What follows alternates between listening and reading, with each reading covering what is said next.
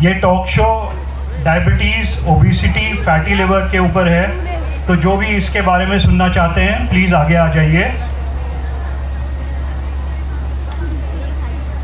Everyone, welcome to Aram 2024. This time we are having a talk show and I am going to deliver a talk show on diabetes, fatty liver, obesity, strategies to prevent them and how to take care of them naturally. So please pay attention.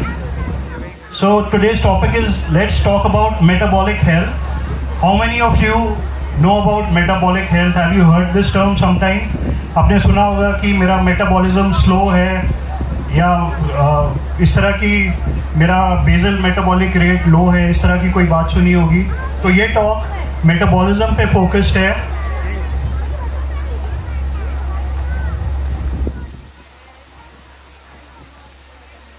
Little about me. My name is Kunal Jain. I'm an engineer and a former IT professional of 15 years. I was born in Saharanpur. So I've worked with the big 4 companies and now I'm here with you. So I am a certified functional medicine health coach and founder of vegdietcoach.com.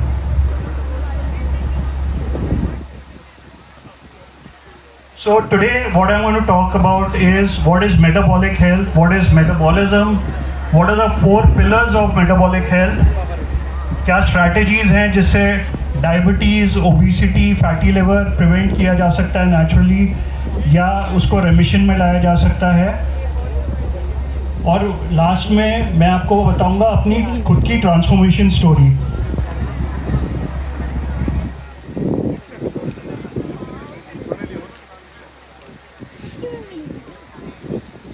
तो पहले बात करते हैं metabolism की। Metabolism क्या है?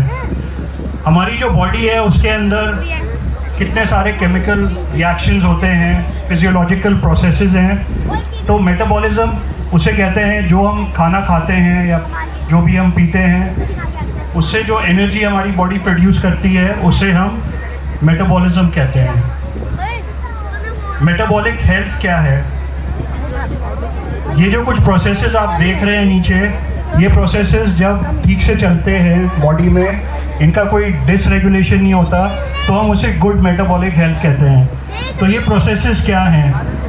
ये processes आप सब जानते होंगे। ये जब भी आप कोई ब्लड टेस्ट कराते हैं तो आपकी रिपोर्ट्स में आता है ब्लड शुगर, फिर एक लिपिड प्रोफाइल होती है जिसमें आपका कोलेस्ट्रॉल, VLDL, HDL एक्सेट्रा होता है, फिर आप ब्लड प्रेशर कभी कभी अपना चेक कराते हैं, और फिर जो हमारा सेंटर में जो फैट जमा होता है वो एक बहुत बड़ा इंडिकेटर है आपकी मेटाबॉलिक हेल्थ का। तो ये 4 पैरामीटर्स को और थोड़ा देखते हैं। तो पहली बात करते हैं हम आपकी ब्लड ग्लूकोज की। ये टेस्ट सब कराते हैं, फास्टिंग ब्लड ग्लूकोज एक्सेट्रा। तो जो हम रेंजेस नॉर्मल मानते हैं ब्लड ग्लूकोज की, वो होती हैं आपकी 70 to 99 मिलीग्राम पर डेसीलीटर। अगर आपकी फास्टिंग ग्लूकोज इस रेंज में है तो हम उसे नॉर्मल मानते हैं। दूसरा पैरामीटर जो हम ग्लूकोज से चेक कराते हैं, इसके बारे में शायद आप लोग नहीं जानते होंगे या कुछ लोग जानते होंगे। जैसे हम फास्टिंग ग्लूकोज कराते हैं, ये है फास्टिंग इंसुलिन। फास्टिंग इंसुलिन क्या होती है? ये एक हार्मोन है हमारी बॉडी में और ये हमारी एनर्जी रेगुलेट करता है। इसके बारे में मैं बहुत डिटेल में बात करूंगा क्योंकि ये एक बहुत ही क्रिटिकल एस्पेक्ट है हमारी मेटाबॉलिक हेल्थ का, जो ऑफन इग्नोर होता है, जिसकी वजह से लोग डायबिटिक होने के बाद उसका मैनेजमेंट करते हैं। लेकिन ये एक ऐसा टेस्ट है जो आप 5 से 10 साल पहले ही पता कर सकते हैं कि आप डायबिटिक हो सकते हैं या नहीं। और जो तीसरा टेस्ट है वो है आपका HbA1c।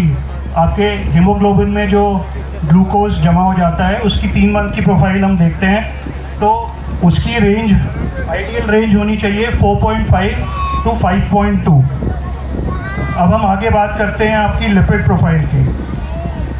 तो मोस्टली लिपिड प्रोफाइल में आजकल सब लोग कोलेस्ट्रॉल के ऊपर चिंता करते हैं कि कोलेस्ट्रॉल हाई है, अब क्या करें। लेकिन फंक्शनल मेडिसिन में हम लोग एक होलिस्टिक पिक्चर देखते हैं और उसमें सबसे इम्पॉर्टेंट चीज़ जो आपकी लिपिड प्रोफाइल में है वो है आपके ट्राइग्लिसराइड्स। तो ट्राइग्लिसराइड्स आपने अपनी ब्लड रिपोर्ट्स में देखे होंगे। ट्राइग्लिसराइड्स क्या होते हैं? ये उस टाइप का फैट है जो आपकी ब्लड स्ट्रीम में फ्रीली ट्रैवल करता है और ट्राइग्लिसराइड्स आपके सारे ऑर्गन्स, आपके हार्ट, आपके सारे जो ऑर्गन्स हैं उसमें जाके डिपॉजिट होता है।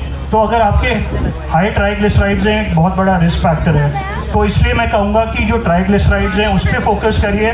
कोलेस्ट्रॉल, लिवर खुद 80% कोलेस्ट्रॉल बनाता है। अगर कोलेस्ट्रॉल इतना बुरा होता है तो बॉडी अपने आप क्यों कोलेस्ट्रॉल बनाती है? तो ट्राइग्लिसराइड्स पे ध्यान दीजिए।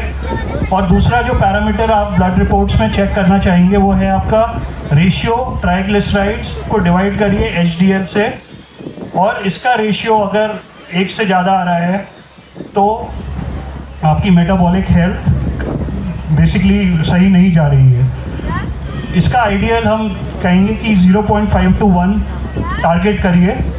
अभी जो भी फिगर आ रही है फिर मैं आपको तरीके बताऊंगा किस तरह से ये नेचुरली ठीक किए जा सकते हैं। नेक्स्ट हम बात करेंगे, सब जानते हैं ब्लड प्रेशर। हम जानते हैं कि जो सिस्टोलिक ब्लड प्रेशर है वो 120 होना चाहिए, डायस्टोलिक 80 होना चाहिए। ठीक है। उसके बाद हम बात करते हैं आपका वेस्ट टू हिप सर्कमफ्रेंस। हम जो एशियंस और इंडियंस हैं, हमारा अगर BMI भी ठीक हो, लेकिन हम लोगों की जीन्स में एक टेंडेंसी है कि जो हमारा पेट है, जो सेंटर है, वहाँ पे सेंट्रल ओबिसिटी होती है। अगर कोई आदमी पतला भी है लेकिन उसके पेट पे फैट जमा होता है, और वो एक बहुत बड़ा इंडिकेशन है कि आपकी मेटाबॉलिक हेल्थ सही नहीं जा रही है। तो खाली पतला या अपने आइडियल वेट पे होना एक सही इंडिकेशन नहीं है कि आप हेल्दी हैं। जब तक आप ये रेशियो एक बार चेक नहीं करते, ये रेशियो होना चाहिए 0.9 फॉर मेन, 0.85 फॉर वुमेन। आगे बढ़ते हैं। आज का टॉपिक मेटाबॉलिक हेल्थ मैंने रखा है। ये इम्पोर्टेंट क्यों है? मेटाबॉलिक हेल्थ इम्पोर्टेंट क्यों है? अगर आपकी मेटाबॉलिक हेल्थ सही है तो आपकी रिस्क टाइप 2 डायबिटीज़ की कम हो जाती है। आप सबको पता होगा कि डायबिटीज़ की कॉम्प्लिकेशंस क्या होती हैं। उसका असर आपकी आँखों पे, आपकी किडनीज़ पे, आपके पैर पे, लोअर बॉडी पे, आपकी नर्व्स पे क्या होता है।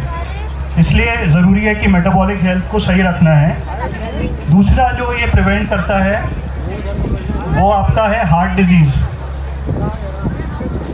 आप ये देखिए कि जो लाइफस्टाइल हम जीते हैं, जो खाना खाते हैं, अल्टीमेटली उसका एक फनल की तरह असर आपके हार्ट पे आके आपको कभी भी हार्ट की कोई प्रॉब्लम हो सकती है। लेकिन अगर हम मेटाबॉलिक हेल्थ पे ध्यान दें तो हम ये अवॉइड कर सकते हैं। नेक्स्ट बात करेंगे ओबेसिटी की। अगर आपके बॉडी में फैट बहुत ज़्यादा है, लोग कई बार ध्यान देते हैं वेट पर। किसी के पास ज़्यादा मसल है तो वो हेल्दी है, लेकिन अगर किसी के पास ज़्यादा फैट है तो वो नुकसान देने वाली बात होती है। तो ओबेसिटी होती है कि आपकी बॉडी में फैट जो है वो कैसे डिपॉजिट हो रहा है, क्यों बढ़ रहा है। तो ये चीज़ें अगर हम इनका ध्यान रखते हैं तो हम बहुत सारी चीज़ें अवॉइड कर सकते हैं। खाली मैं आपको फिज़िकल प्रॉब्लम्स की बात नहीं करूंगा, मैं कहूँगा कि जो मेटाबॉलिक हेल्थ है वो डायरेक्टली रिलेटेड आपकी मेंटल हेल्थ से है। मेंटल हेल्थ का मतलब क्या होता है कि आपका मूड कैसा रहता है। आप चिड़चिड़े रहते हैं या आपको गुस्सा आता है तो वो डायरेक्टली लिंक करता है आपकी मेटाबॉलिक हेल्थ से। अगर वो सही है तो आपका मूड ठीक रहेगा। नेक्स्ट हम बात करेंगे एंग्जाइटी की। कितने सारे लोग हैं जो कभी एंशियस फील करते हैं, उन्हें घबराहट होती है। इसका भी डायरेक्ट लिंक आपकी मेटाबॉलिक हेल्थ से है। अगर आप उन पैरामीटर्स जो मैंने आपको पहली स्लाइड में बताए थे उस पर ध्यान दे रहे हो तो इन एरियाज़ में इम्प्रूवमेंट आता है। नेक्स्ट है आपका कॉग्निटिव फंक्शन। आप जब कोई दिमाग का काम करते हैं आप जल्दी थकते तो नहीं है, आप क्लियरली थिंक कर पाते हैं, आपको ब्रेन फॉग तो नहीं हो रहा जब आप सुबह उठते हैं। आप तो ये आप देख सकते हैं कि मेटाबॉलिक हेल्थ डायरेक्टली आपकी फिज़िकल हेल्थ और मेंटल हेल्थ से कनेक्टेड है। और अगर आप इसको ठीक रखते हैं तो ये एक तरह से आप रिवॉर्ड दे रहे हैं अपने आप को। आपको एनर्जी लेवल्स अच्छे रहेंगे सारे टाइम। उसके बाद आपका जो क्वालिटी ऑफ लाइफ है वो इम्प्रूव होगा। क्वालिटी ऑफ लाइफ क्या होता है? आप अपनी पर्सनल लाइफ, सोशल लाइफ और अपनी प्रोफेशनल लाइफ में अच्छा परफॉर्म कर पाते हैं। और लास्ट में लॉन्जेविटी, एक लंबी आयु लेकिन एक हेल्दी आयु। तो ये सब मैं आपको बता रहा हूँ कि इसलिए मैटर करती है मेटाबॉलिक हेल्थ, आपको ये सब बेनिफिट्स मिलते हैं। ठीक है, अब इस स्लाइड पे थोड़ा ध्यान दीजिए। ये स्लाइड बताएगी आपको कि कितनी सारी बीमारियाँ, क्रॉनिक डिजीज़ेस मेटाबॉलिक हेल्थ से डायरेक्टली जुड़ी हुई हैं। पहले हम बात करते हैं इन्फ्लेमेशन। आपकी जो बॉडी के अंदर ऑर्गन्स हैं वो, उनमें अगर कोई सूजन है, फैट डिपॉजिट हुआ है, उसकी वजह से एक सूजन पैदा होती है। वो इन्फ्लेमेशन एक क्रॉनिक इन्फ्लेमेशन बन के आपको बहुत सारी बीमारियाँ आ सकती हैं आपको। नेक्स्ट जो चीज़ जुड़ी हुई है आपकी मेटाबॉलिक हेल्थ से वो है टाइप 2 डायबिटीज़। टाइप 2 डायबिटीज़ एक लाइफस्टाइल डिजीज़ है और ये रिवर्सिबल है। क्योर मैं नहीं कह रहा कि क्योर हो सकती है, बट रिवर्सिबल है नेचुरली। आपको दवाइयों पे इतना डिपेंडेंट होने की ज़रूरत नहीं है। और अगर आप अर्ली स्टेजेस में हैं प्री डायबिटीज़ की, तो वो तो कम्प्लीटली आप रिवर्स कर सकते हैं और अवॉइड कर सकते हैं दवाइयों पे जाना। प्री डायबिटीज़ की ये सिचुएशन है कि 3 में से 1 आदमी प्री डायबिटिक है आज के टाइम में इंडिया में। अगर कोई टेस्ट कराएगा उससे बात क्लियर हो जाती है। नेक्स्ट आती है ओबेसिटी, मोटापा। इसके बारे में मैं ऑलरेडी बोल चुका हूँ। उसके बाद आएगा फैटी लिवर। आजकल बहुत सुनने में आता है फैटी लिवर क्या है। नॉन अल्कोहलिक फैटी लिवर होता है, अल्कोहलिक फैटी लिवर होता है। फैटी लिवर क्या होता है? जो फैट डिपॉजिट हो रहा है आपके लिवर के ऊपर, वो आपकी डाइट से रिलेटेड है, आपके लाइफस्टाइल से रिलेटेड है। और मैं बताना चाहता हूँ कि खाली अल्कोहल से नहीं होता फैटी लिवर। आप बहुत ज़्यादा फ्रूट्स कंज्यूम करते हैं तो वो डायरेक्टली आपके लिवर को इम्पैक्ट करते हैं। तो ये भी एक मिथ है कि फ्रूट्स हेल्दी होते हैं और हम बहुत सारे फ्रूट्स खा सकते हैं। सब डिपेंड करता है आपकी मेटाबॉलिक हेल्थ कैसी है। अगर आप मेटाबॉलिकली फिट हैं, हेल्दी हैं, तो थोड़ा बहुत फ्रूट्स खाइए। लेकिन अगर आप ऑलरेडी फैटी लिवर आपका डायग्नोस हुआ है तो आप फ्रूट्स अवॉइड कर सकते हैं, स्पेशली फ्रूट जूसेस। नेक्स्ट बात करते हैं गाउट, यूरिक एसिड, गाउट, ये सब कनेक्टेड है आपकी मेटाबॉलिक हेल्थ से। हाई ब्लड प्रेशर, इसका भी कनेक्शन है।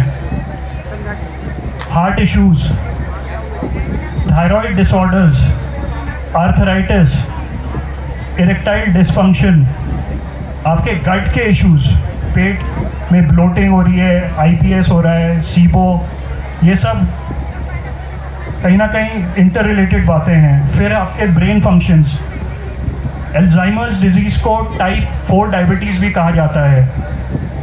जब ये प्रॉब्लम आपकी ब्रेन तक चली जाती है तब अल्जाइमर्स होता है। और ऐसे ही कुछ टाइप के कैंसर्स भी रिलेटेड हैं आपकी मेटाबॉलिक हेल्थ से।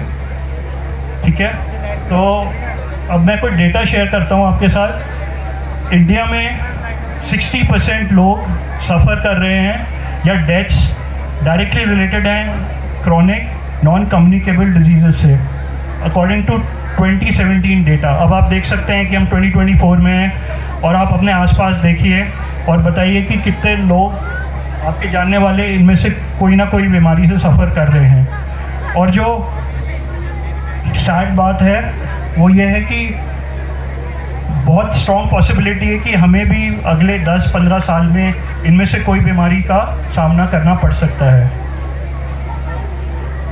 तो आप जानना चाहते हैं कि वो क्या चीज़ है जो इनका रूट कॉज है। मैं अपने बेटे को आज ये दिखा रहा था तो ये डायग्राम देख के उन्होंने कहा कि ये एक ट्री ऑफ टेरर है और ये सच में बहुत डरावना ट्री है। लेकिन इसकी जड़ कहाँ जाती है? इसकी जड़ जाती है इंसुलिन रेजिस्टेंस। तो आप में से किसने ये टर्म सुनी है पहले, इंसुलिन रेजिस्टेंस क्या होती है? कभी ये टर्म सुनी है आपने? क्योंकि इस पे ध्यान दीजिए। ये आप बहुत सारी प्रॉब्लम से बचा सकता है आप अगर इसकी नॉलेज ले लें, और ये बिल्कुल प्रिवेंटेबल है। तो आगे बढ़ते हैं। तो हम बात करते हैं, मैंने आपको कहा इंसुलिन रेजिस्टेंस जड़ है बहुत सारी प्रॉब्लम्स की। अब बात करते हैं कि इंसुलिन क्या है। इंसुलिन एक हार्मोन है जो आपकी पैनक्रियास से सेक्रीट होता है। आपकी पैनक्रियास के में बीटा सेल्स होते हैं, वहाँ से सेक्रीट होता है। और इंसुलिन का मेन काम है आपकी बॉडी में जो आप खाना खाते हैं और जो उससे ग्लूकोज बनता है, वो ग्लूकोज आपके सेल्स तक पहुँचाना, ताकि वो सेल्स एनर्जी प्रोड्यूस कर पाएँ आपके लिए। तो इंसुलिन रेजिस्टेंस क्या होती है? इंसुलिन एक तरह की चाबी है आपके सेल्स के लिए। जब आप खाना खाते हैं, पैनक्रियास से इंसुलिन सेक्रीट होती है, वो आपके सेल्स पे जाके की तरह काम करती है। उससे आपका ग्लूकोज का चैनल खुलता है सेल का, और बॉडी में जो ग्लूकोज बह रहा है वो सेल खींच लेता है उसे अंदर। इंसुलिन रेजिस्टेंस तब होती है जब इंसुलिन आने के बाद भी आपका सेल रेजिस्ट करने लगता है, वो एनर्जी नहीं खींच पाता, वो ग्लूकोज आपकी बॉडी में घूमता रहता है, और ग्लूकोज एक तरह से टॉक्सिसिटी पैदा करता है। अगर मैंने आपको पहले बताया था कि बिलो 100 mg/dL ग्लूकोज नॉर्मल माना जाता है। हम माने कि अगर 5 लीटर खून है हमारी बॉडी में, तो कितने ग्राम चीनी चाहिए हमें? सिर्फ 5 ग्राम चीनी। और हमारी जो डाइट है वो उसमें कितनी चीनी है, कितने हिडन फॉर्म्स की चीनी है, वो आगे बात करेंगे। तो इंसुलिन रेजिस्टेंस क्या होती है? आपने खाना खाया, खाना खाने के बाद पैनक्रियास का काम है इंसुलिन जनरेट करना। अब वो इंसुलिन जाके सेल्स में जाएगी, लेकिन सेल्स इंसुलिन रेजिस्टेंट हो चुके हैं, वो उसका सिग्नल एक्सेप्ट नहीं कर रहे हैं। तो क्या होगा? वो चीनी जो घूम रही है, ग्लूकोज कहीं ना कहीं तो जाएगी बॉडी में, वो आपके बॉडी में फैट की तरह जमा होने लगती है। ये क्रॉनिक कंडीशन बन जाती है, एक साइकिल बन जाती है जब इंसुलिन रेजिस्टेंट हो जाते हैं। लेकिन क्या हुआ, आपने खाना खाया, वो एनर्जी तो मिली नहीं आपको, तो आपको भूख लगेगी। तो डायबिटिक्स को क्या होता है, वो खाना खाते हैं, उनको फिर भूख लगती है, उनको गिरावट लगती है, उनको एनर्जी नहीं मिलती है। वो इसकी वजह से है, ये क्रॉनिक साइकिल है। आप खाना खाते रहेंगे, आपकी वो एनर्जी, क्योंकि पेट भरने से एनर्जी नहीं मिलती है, एनर्जी मिलती है जब वो जो ग्लूकोज है वो आपके सेल में जाता है। तो होता क्या है कि बॉडी में खाना ही खाना है, ग्लूकोज के फॉर्म में बह रहा है, लेकिन आपके सेल्स उसे ले ही नहीं पा रहे हैं। तो ये होती है शुरुआत इंसुलिन रेजिस्टेंस की, और यहाँ से कितनी बीमारियाँ होती हैं वो मैं आपको पहले बता चुका हूँ। नेक्स्ट बात करते हैं कि टाइप 2 डायबिटिक कैसे होते हैं। टाइप 2 डायबिटीज़ एक लाइफस्टाइल डिसऑर्डर है। ये टाइप 1 डायबिटीज़ की तरह नहीं है जो एक बाय बर्थ हो सकती है, नेचुरली ऑटो इम्यून कंडीशन हो सकती है। टाइप 2 डायबिटीज़ होती है, शुरू में आप देखेंगे कि आपकी बॉडी में इंसुलिन रेजिस्टेंस नहीं होती है, तो आपका जो आपने खाना खाया, आपके ग्लूकोज लेवल्स नॉर्मल रेंज में रहेंगे, और आपकी जो इंसुलिन लेवल्स हैं वो भी नॉर्मल रेंज में रहेंगे। लेकिन जैसे जैसे आप इंसुलिन रेजिस्टेंट हो जाते हैं, तो बॉडी को ज़्यादा इंसुलिन बनानी पड़ती है उस ग्लूकोज को क्लियर करने के लिए। और धीरे धीरे क्या होता है कि आप जाते हैं, आप अपनी सिर्फ फास्टिंग ग्लूकोज या HbA1c टेस्ट कराते हैं, कोई भी फास्टिंग इंसुलिन टेस्ट नहीं कराता है। उससे क्या होता है कि बॉडी को कम से कम 5 से 10 साल लगते हैं डायबिटिक होने में। ये कोई मतलब सेट फिगर नहीं है, लेकिन बहुत टाइम तक बॉडी कोशिश करती है कि वो आपको बचा पाए। लेकिन एक दिन ऐसा होता है कि आपकी जो इंसुलिन है वो सारी ख़त्म हो जाती है पैनक्रियास से, फिर आपको बाहर से इंसुलिन लगानी पड़ती है। उस स्टेज में आपके बीटा सेल्स डिसफंक्शन कर जाते हैं, आपकी इंसुलिन खुद नहीं बनती है। अगर इंसुलिन नहीं बनेगी तो आपकी ब्लड शुगर हाई रहेगी, तो यहाँ से डायबिटीज़ की शुरुआत होती है।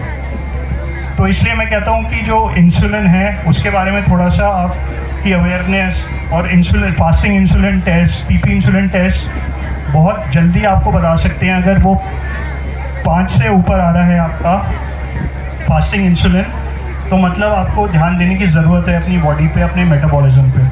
अब हम बात करते हैं कि क्या क्या फैक्टर्स हैं जो हमें इंसुलिन रेजिस्टेंट बना सकते हैं। एक तो ओबेसिटी है, अगर आपके पास फैट बॉडी में ज़्यादा है। एक फैट होता है जो हम पिंच करके देख सकते हैं, एक फैट होता है जो बॉडी के अंदर होता है, जो विसरल फैट होता है। वो फैट खुद टॉक्सिन्स रिलीज़ करता है हमारे ऑर्गन्स के ऊपर, तो ये बहुत खतरा करता है हमारे को। उसके बाद सेडेंट्री लाइफस्टाइल है, अनहेल्दी डाइट है। अब हमें जंक फूड तो पता है कि अनहेल्दी है, लेकिन जो हम डायबिटिक्स को खाना हेल्दी फूड समझ के देते हैं, हम ये नहीं समझ पाते कि उसमें कितनी शुगर्स हिडन हैं और वो भी नुकसान कर रही हैं। उसके बारे में आगे बात करेंगे। फिर आपकी smoking and alcohol, genetics and age. कुछ लोग जेनेटिक्स पे बहुत ज़्यादा फोकस करते हैं कि हम तो मोटे ही रहेंगे या हमें तो ये प्रॉब्लम्स होनी है। एक बहुत छोटा जेनेटिक प्री डिस्पोजिशन होता है, जिसकी अच्छी जीन्स होती है वो भी अगर ख्याल नहीं रखता वो भी डायबिटिक हो सकता है। तो ये आर्गुमेंट दोनों तरफ जाता है, इसलिए इसको एक्सक्यूज़ मत रखिए, आपको काम करना है अपनी हेल्थ पे। फिर हार्मोनल चेंजेस होते हैं, क्रॉनिक स्ट्रेस होता है, स्लीप डिस्टर्बेंसेस जैसे स्लीप एपनिया है, कुछ मेडिकेशंस आपको इंसुलिन रेजिस्टेंट बना सकती हैं, और इन्फ्लेमेशन। आगे बढ़ते हैं। 4 पिलर्स क्या हैं अच्छी मेटाबॉलिक हेल्थ के? न्यूट्रिशन, जो आप खाते पीते हैं। एक्सरसाइज, कोई वॉक करते हैं, कोई योगा करता है, कोई डंबल्स उठाता है, प्राणायाम करता है। फिर स्लीप आती है। स्लीप वो टाइम होता है कि आजकल सब लेट नाइट्स होते हैं, लेट नाइट पार्टी करते हैं, कोई ध्यान नहीं देता स्लीप पे, तो ये बहुत बड़ा फैक्टर है। उससे बड़ा फैक्टर स्ट्रेस है। लोग स्ट्रेस को अंडरमाइन करते हैं, लोग सोचते हैं कि हमें तो स्ट्रेस तो पार्ट ऑफ लाइफ है, लेकिन जब वो स्ट्रेस क्रॉनिक स्ट्रेस हो जाता है वो डायरेक्टली आपकी हेल्थ को इम्पैक्ट करता है। तो अब एक एक करके इनके बारे में थोड़ी बात करते हैं। मैं न्यूट्रिशन पे ज़्यादा फोकस दूंगा क्योंकि फूड इज़ मेडिसिन। हम आजकल दवाइयों को खाने की तरह खाते हैं, but the real medicine is food. तो बात करते हैं मैक्रो न्यूट्रिएंट्स की। जो हम खाते हैं वो 3 तरह की चीज़ें होती हैं, कार्बोहाइड्रेट्स, प्रोटीन्स और फैट्स। ठीक है, अब एक एक करके इनके बारे में बात करते हैं।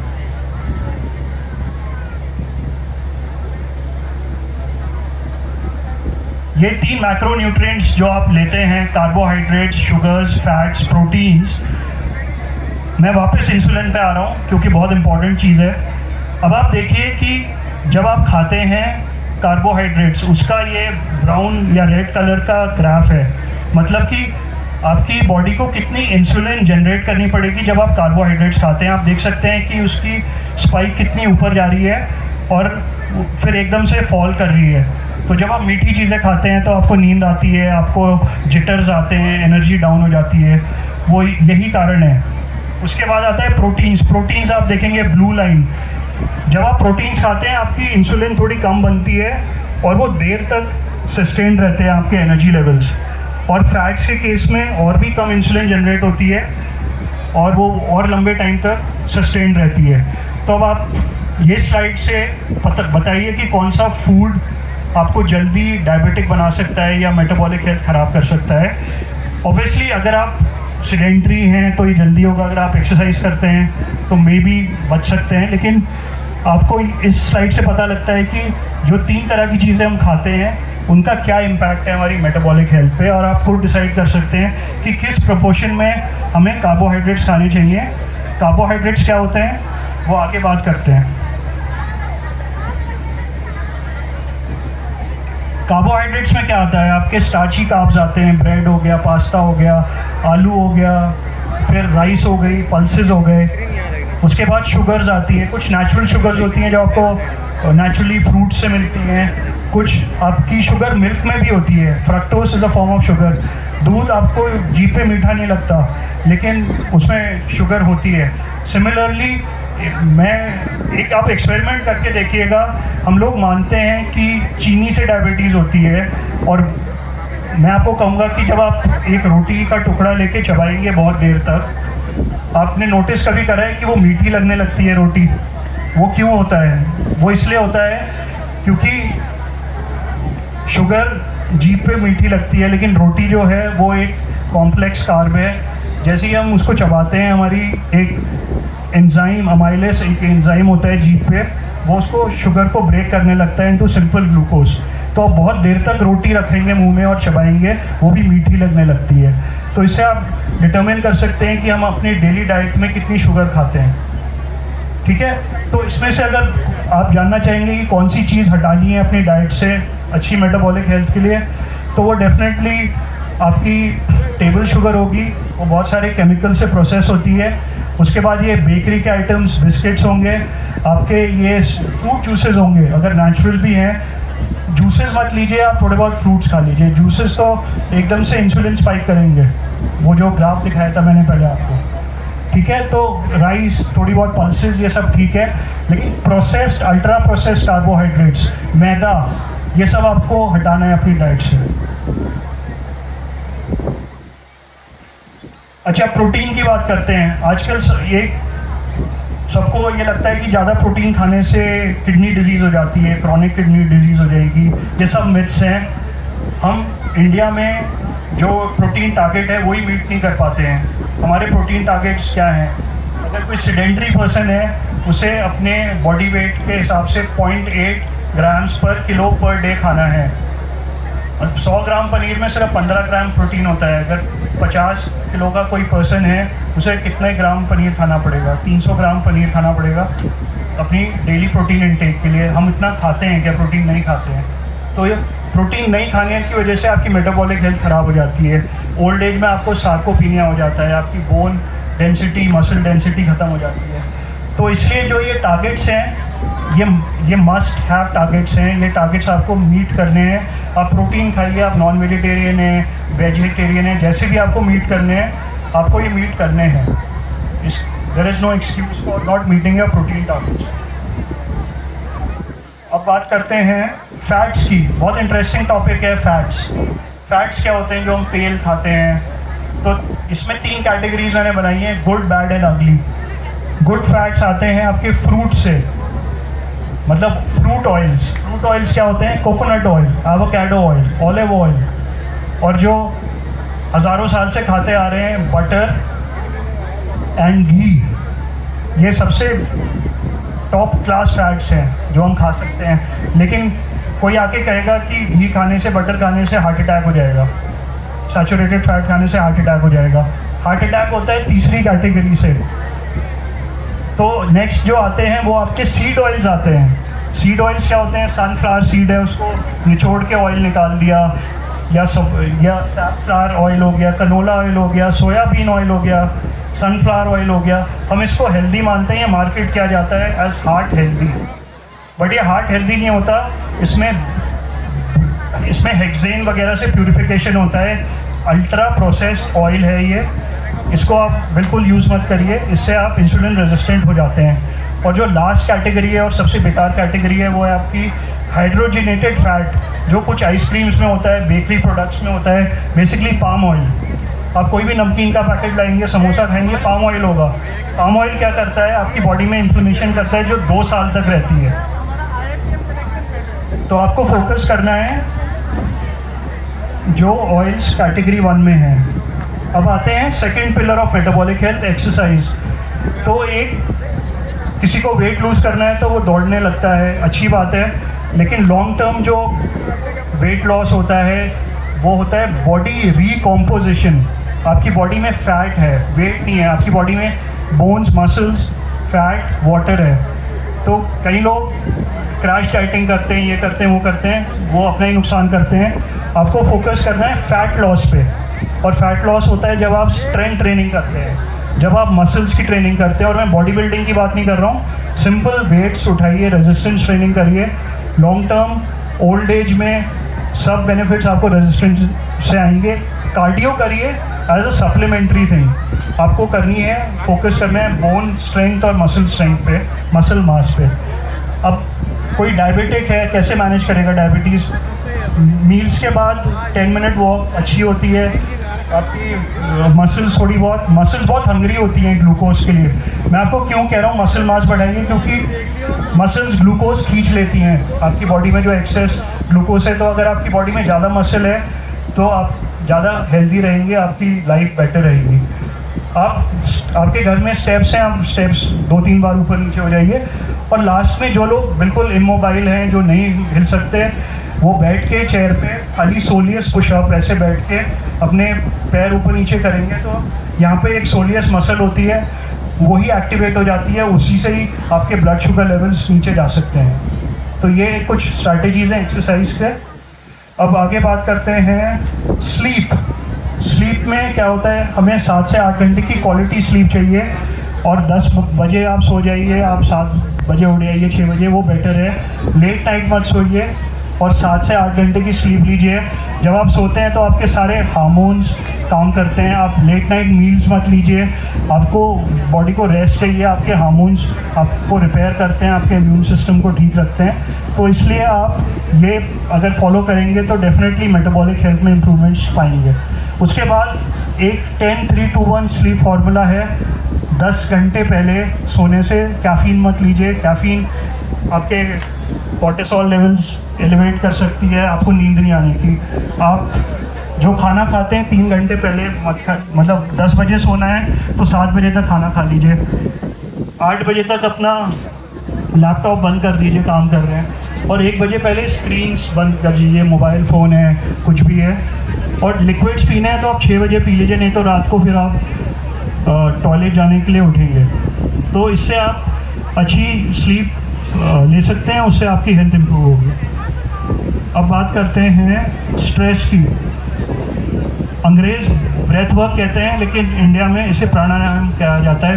प्राणायाम से क्या होता है, जो आप ये हमिंग करते हैं, इससे नाइट्रिक ऑक्साइड बढ़ता है, उससे आपकी हार्ट हेल्थ अच्छी रहती है। बहुत हेल्पफुल होता है प्राणायाम आपके स्ट्रेस को कम करने में। आपकी भ्रमरी प्राणायाम बहुत अच्छा होता है आपकी हार्ट हेल्थ के लिए, ये कर सकते हैं। अब क्या होता है कि लोगों की लाइफ में कुछ टॉक्सिक लोग होते हैं जो जिन्हें वो पसंद नहीं करते, बट कहीं ना कहीं वो मेंटेन करते हैं रिलेशनशिप, उनको निकाल दीजिए। क्योंकि आप अगर हेल्दी बाउंड्री सेट नहीं करते अपने लिए, आपके पास स्ट्रेस रहेगा हमेशा। स्ट्रेस बहुत बड़ी प्रॉब्लम होती है आपकी मेटाबॉलिक हेल्थ के लिए। दूसरा होता है जर्नलिंग।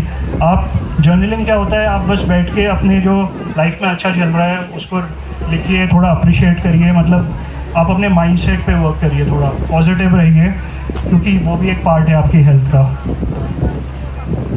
ठीक है, अब अगर कोई इंस्पिरेशन लेना चाहता है तो ये मेरी ट्रांसफॉर्मेशन जर्नी है। ये मेरा वेट उस टाइम 121 किलोज था और मैंने अभी करंटली मैं 25 किलोज कम हो गया हूँ। मुझे और 15 किलो कम करना है।